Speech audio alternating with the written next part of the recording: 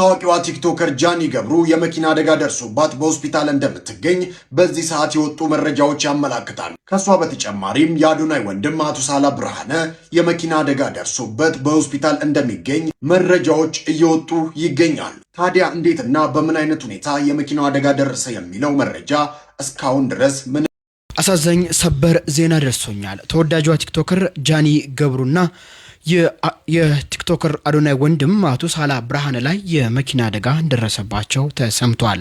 ጉዳዩን ለማጣራት ሙከራ አድርጌ የነበረ ጃኒ ገብሩ ላይ የደረሰው የመኪና አደጋ ራሷ የምታሽከረክረው መኪና ከዛፍ ጋር ተጋጭቶ እንደሆነ የተገለጸ ሲሆን ቀላል ጉዳት እንደሆነና አሁን ወደ መኖሪያ ቤቷ እንደገባች ተገልጿል። በአዶናይ ወንድም አቶ ሳላ ብርሃነ ላይ ግን እግሩ አካባቢ ጉዳት እንደደረሰ ተሰምቷል። የጉዳት መጠኑና ሌሎች ተጨማሪ መረጃዎች እንደደረሱኝ ወደ እናንተ የማቀብል ይሆናል። ፈጣሪ ቀላሉን ያድርግላችሁ ስል መልእክቴንም ከወዲሁ ለማስተላለፍ እወዳለሁ። አመሰግናለሁ። ነግራቸው ጃኒ የመኪና አደጋ ደርሶባታል። በጣም አሁን ደህና ናት። ከሷ ጋር የነበረው አዶናይ ሳይሆን የአዶናይ ወንድም መቶ ሳላ የሚባለው የአዶናይ ወንድም ነው። ሆናል። ፈጣሪ ቀላሉን ያድርግላችሁ ስል መልእክቴንም ከወዲሁ ለማስተላለፍ መጠኑና ሌሎች ተጨማሪ መረጃዎች እንደደረሱኝ ወደ እናንተ አዶናይ የለም እዛ መኪና ውስጥ አዶናይ አልነበረም። ማቶ ሳላና ጃኒ ናቸው የነበሩትና መኪናው ከሌላ መኪና ጋር ተጋጭቶ ሳይሆን ዛፍ ነው መኪናውን የመታው ወይም ግንብ ነገር ነው። አዶናይ ወንድም ነው የአዶናይ ወንድም ነው የተባለው። እሱ ያለችው አዶናይ ነው። የአዶናይ ወንድምና ጃኒ ናቸው። ካር አክሲደንት መኪና የአደጋ ደርሶባቸዋል።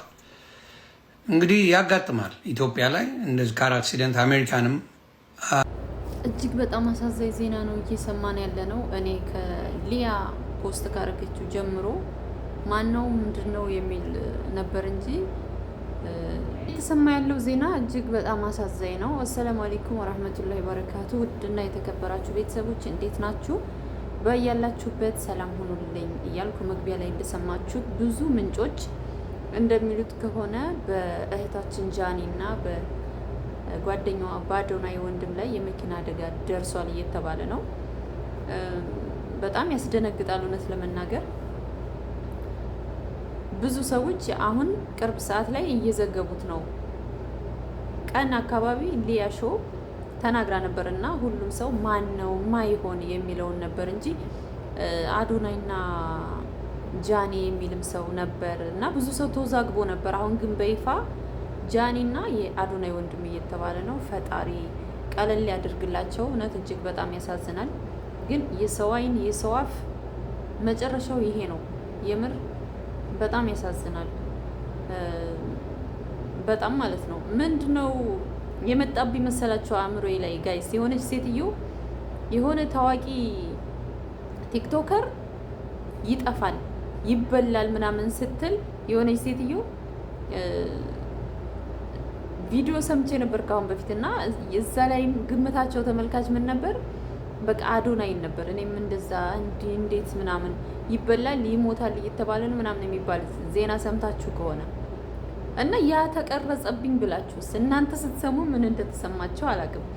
እኔ በቃ ያኔ የተቀረጸብኝ አዶናይ ይሁን እንዴ ምናምን የሚለው እንደዛ ስላለች ብቻ ያው ፈጣሪ ይማራቸው። በጣም ያሳዝናል እውነት ለመናገር እንደው የሰው አፍ የሰው አይን ከባድ ነው እውነት። ፈጣሪ ቀለል ያድርግላቸው፣ ድነው የምናያቸው ያድርገን የምር።